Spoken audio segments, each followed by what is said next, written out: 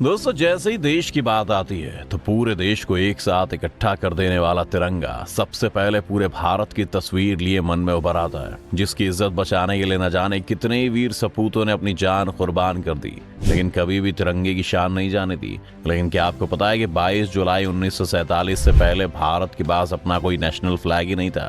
यहाँ तक कि आज से 23 साल पहले जब मौर्य साम्राज्य के समय पूरा भारत एक साथ था, तब भी भारत का कोई राष्ट्रीय ध्वज ही नहीं था। यहाँ तक कि मुगलों के समय में भी भारत के पास कोई अपना झंडा नहीं हुआ। इसीलिए तिरंगा आखिर कैसे आजादी के बाद देश का नेशनल फ्लैग बना, इसकी कहानी अपने आप में बहुत रोचक है। तो आइए जानते हैं इस वीडियो में। दोस्तों, आजादी से पहले भारत में 562 से ज्यादा रियासतें थीं और इन सभी रियासतों के भी अलग अलग झंडे थे।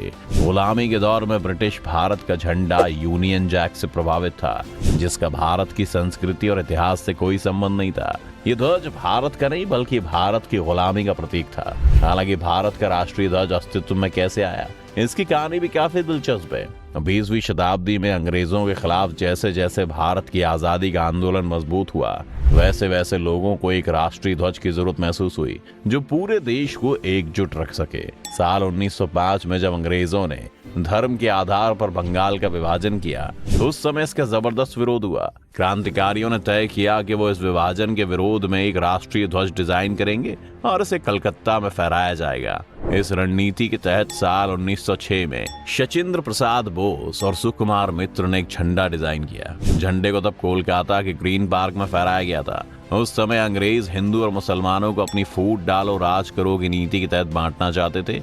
इसीलिए इस झंडे को इस तरह से डिजाइन किया गया कि इसे हिंदू और मुसलमानों को एकजुट किया जा सके और उनके बीच सांप्रदायिक सौहार्द रहे। इस झंडे में हरे रंग के कमल के फूल बने हुए थे, बीच में वंदे मातरम लिखा था और लाल रंग पर चंद्रमा और सूर्य को दिखाया गया था।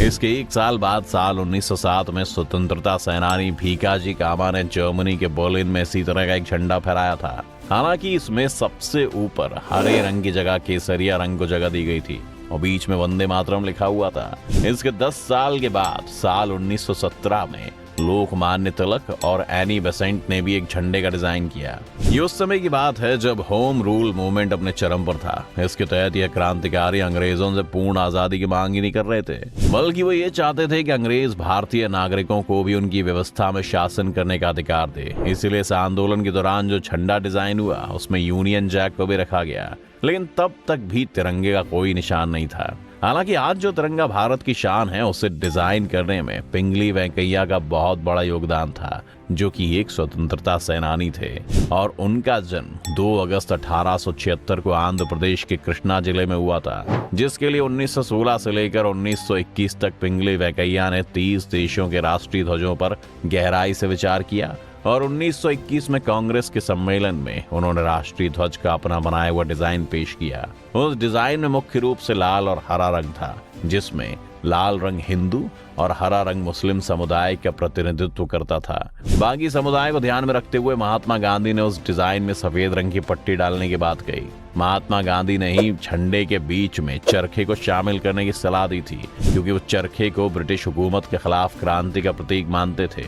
उनका कहना था कि चरखा भारत के लोगों को आत्मनिर्भर बनने के लिए प्रेरित करेगा और इससे आजादी का आंदोलन भी मजबूत होगा। जिसके बाद अगस्त 1931 को कांग्रेस ने अपने सालाना सम्मेलन में तिरंगे को राष्ट्रीय ध्वज नेशनल फ्लैग के रूप में अपनाने का प्रस्ताव पारित किया। हालांकि तब इस ध्वज में लाल रंग को हटाकर केसरिया रंग शामिल किया गया, क्योंकि केसरिया रंग हिम्मत, त्याग और बलिदान का प्रतीक माना जाता है। यानी अब इस ध्वज में केसरिया, सफेद और हरे रंग की पट्टियां थी और बीच में चरखा था। जिसके बाद से इसी तिरंगे के नाम पर बड़ी बड़ी क्रांतियां हुई और 22 जुलाई 1947 को संविधान सभा ने तिरंगे को फाइनली आजाद भारत के राष्ट्रीय ध्वज के रूप में स्वीकार किया।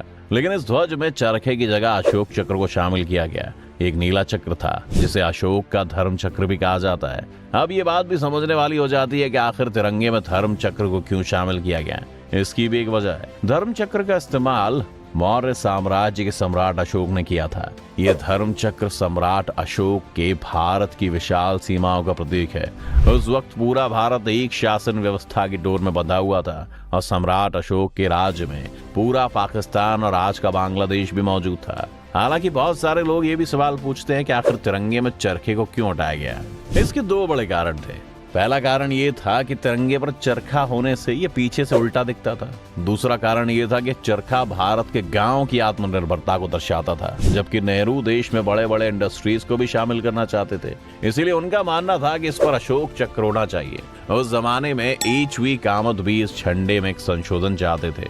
उनका कहना था कि अशोक चक्र के अंदर स्वास्तिक चिन्ह होना चाहिए। हालांकि जब उन्होंने अशोक चक्र को तिरंगे पर अंकित देखा तो उन्हें लगा कि स्वास्तिक चिन्ह को इस पर जगह देना सही नहीं होगा। इसलिए संशोधन को भी उन्होंने खुद से वापस ले लिया। लेकिन यहीं पर आपको एक हैरान कर देने वाली बात बताएं तो भारत को भले ही 15 अगस्त को आजादी मिल गई थी, लेकिन उस दिन नेहरू ने तिरंगा नहीं फहराया था, बल्कि उसकी अगली सुबह यानी 16 अगस्त 1947 को जवाहरलाल नेहरू ने लाल किले पर तिरंगा फहराया था। इस तिरंगे को दिल्ली से करीब 70 किलोमीटर दूर मेरठ से मंगवाया गया था, जिसके लिए 1947 में मेरठ के खादी विभाग को यह सूचना दी गई कि पहले स्वतंत्रता दिवस पर फहराया जाने वाला तिरंगा मेरठ में तैयार किया जाएगा।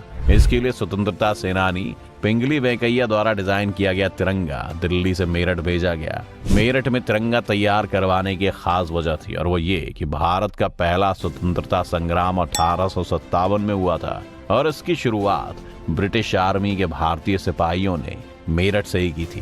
तो इस तरह से ये 3 रंगों वाला तिरंगा पूरे भारत को रिप्रेजेंट करता हुआ आज भी और आने वाले सालों में भी हमारे लिए सबसे बड़ी शान के रूप में रहेगा। आपको तिरंगे की ये कहानी कैसी लगी हमें कमेंट करके जरूर बताएं। साथ ही वीडियो को लाइक और शेयर करना ना भूलें और चैनल को सब्सक्राइब भी कर लें।